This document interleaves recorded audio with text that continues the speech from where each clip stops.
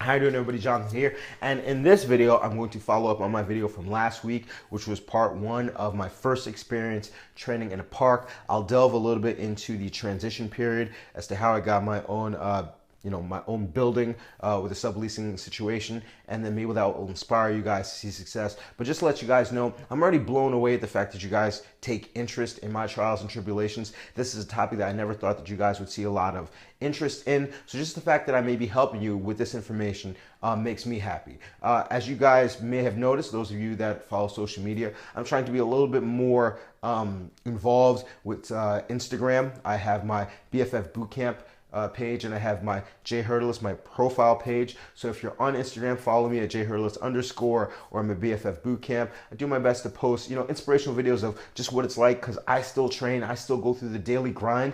And see what it's like to have 20 people in a class, because for a lot of you that just doesn't seem like it can happen, but it's totally doable. I remember I doubted myself. So if you're on Instagram, follow me on both those profiles, and I'll help you see success.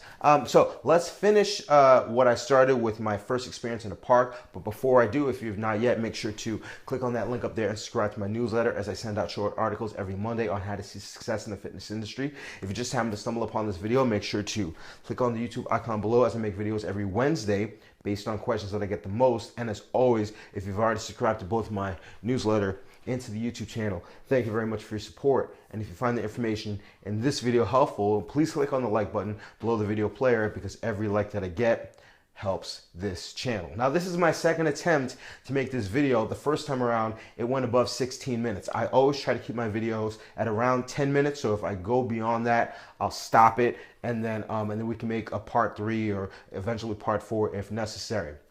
But if you didn't watch part 1, so I don't have to repeat myself, watch part 1, and let's piggyback from, I have my meetup group. So I have my meetup group going. I have a Monday, Wednesday, Friday boot camp at around 6:30 p.m. in Bloomfield, which is now called Brookdale Fun and Fitness. And I have a lot of people coming in on Wednesdays, because that is the free class. It gets me a lot of notoriety. Actually, even to this day, and this is 7 years ago, I can run into people that I've coached back then, and they remember me. Moreover, a very, very important thing is that when I first started, even though it was free, I created a Yelp account, YELP.com. I created a Yelp account, and I said, hey, listen, if you can do anything for me, I'm not charging you for these Wednesday classes, write me a review. And to this day, when people purchase a Groupon, they go to my Yelp, they go to my Groupon reviews, and the reviews have helped me a huge amount. So even if you're offering, there's nothing ever for free, all right? You can offer a free class on the contingency that they write you a review, and that will help you in the long run, as they will write you a glowing review in reimbursement for your services. And I look back at that point, I started in May, and I didn't leave the park until early September, all right? But what you have to understand is, I was running Monday, Wednesday, Friday. The Wednesday was free. The Monday and Friday were somewhat paid, but it was something dirt cheap, like $50 a month or $100 a month, whatever the case may be. Mondays were fairly populated. Fridays, it was a toss-up, because it was summertime. I would drag all my equipment set up for like 6 people. One would show up. That's the main thing that separates this end of success from the end of success that a lot of people are on, all right? That are wishing to see success. No matter what, I never stopped training. I always stay positive. If I have 20 people, if I have 2 people, my energy is the same, all right, at a very high level. And another thing that you want to understand is that from May until September, I really wasn't making good money at all right? I was still keeping myself afloat using the big box gym, all right? And a lot of you guys are afraid to work for free. I understand that. But there's something to be said about, like honing your craft, almost giving yourself your own apprenticeship. When it comes to being your own boss, all that means is that you hold yourself to the standard so that nobody else has to do it for you. All right. I hold myself to a very high standard. So in terms of my training, in terms of my energy, I was always looking to improve upon my last class, asking questions to the people that came to the class. What can I do better? Things like that. And it took a whole summer for me to develop that kind of confidence. All right. So don't be, if you're starting off don't be surprised that your numbers are low, because my numbers were low. And don't be surprised if you got to work like crazy to get people in your boot camp, because I had to work like crazy to get people in my boot camp. And I've gone through a number of no's to the point where it doesn't affect me. But a lot of you guys, you get 1 or 2 no's and you're like, oh, all right, well, I can't, nobody wants to train with me. You just keep on going. Now let's talk about the transition. So, like I said, I essentially trained for free from May until September. But once I started to realize that it was getting darker earlier, it was starting to get colder, I was like, wait a minute, I got a good thing going, but I can't keep this going on in the park, all right? And so I decided that I had to go to an indoor facility.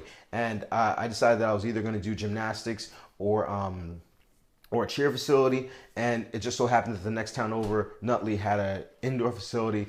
And lucky for me, number one, the 2 guys that owned were just taking over from the previous owner, so they were all about new ideas. All right. Second, I had a little bit of an in with the ladies that worked at the front desk. So the first time I drove by, and then I checked out the place. I made sure that it was kind of clean. Didn't say a word, never went in.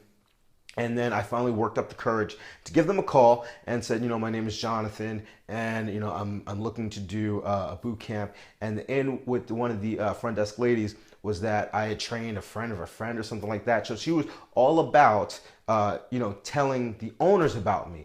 Whereas in most cases, if you don't have an in the gymnastics facility, the front desk staff, or the secretaries, for lack of a better term, will serve as gatekeepers and will block your passage to the owners, because owners typically don't want to be bothered.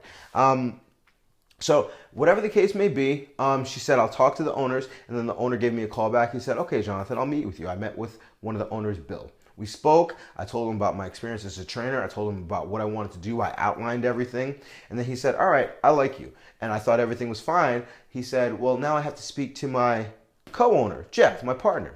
So then I had to go back. And that's I had to leave, and I had to come back and then do another meeting a couple days later.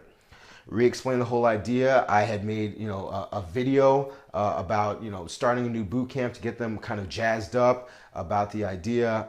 So I did like a whole marketing pitch as if I was working for an advertising agency. Got them excited about it, and they said, all right, well, if you want to do this, we'll let you try.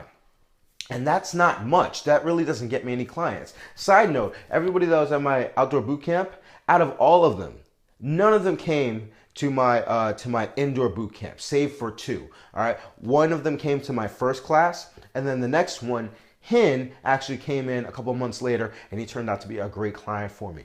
But what the gym was doing was they were having an open house. I, of course, was still working in my big box gym and wasn't going to consider trying to poach clients, telling them about my services, because I didn't want to cause any problems with the non-compete. So I knew I had to get all of these clients by myself all over again. So the gymnastics facility was putting together an open house. They said, set up a table. This is what the owner said to me. Set up the table. You can talk to the clients. You'll be fine. All right. That's the same situation that you guys are in a big box gym. Your head trainer says, talk to a bunch of clients and sell them personal training. But that's not that easy. So I had to give out flyers to everybody. And I was saying, hey, try my boot camp. No. 5:30 in the morning. No. Hi, my name is Jonathan. No, they were there for their kids. They were not there for themselves. So I had to convince them that the boot camp was going to be a great idea. And I had to weather at least 20 no's until I got my first yes, which came from a person named Colleen, who was instrumental in my boot camp success, because she has referred so many people that then referred other people that then referred other people. This is 7 years later, and I have clients to this day that I can trace back to that one yes. So the moral is, you never want to get discouraged if you get a couple of no's. You just keep pushing forward. So my start date for the boot camp was September 20th. All right, and I put together a deal. I made up some mock-ups and some flyers, and it was supposed to be $97 for a month. And I was able to charm the front desk into, talking about it to new parents. I would come in every day. I would set up a list of sign-up people. I would call them up personally. I'd have conversations with them. And then by the first class, I had 11 people. I negotiated a $500 rent. So essentially for my first month, I made $1,100 minus $500. So I was $600 net with no equipment for my first month of boot camp.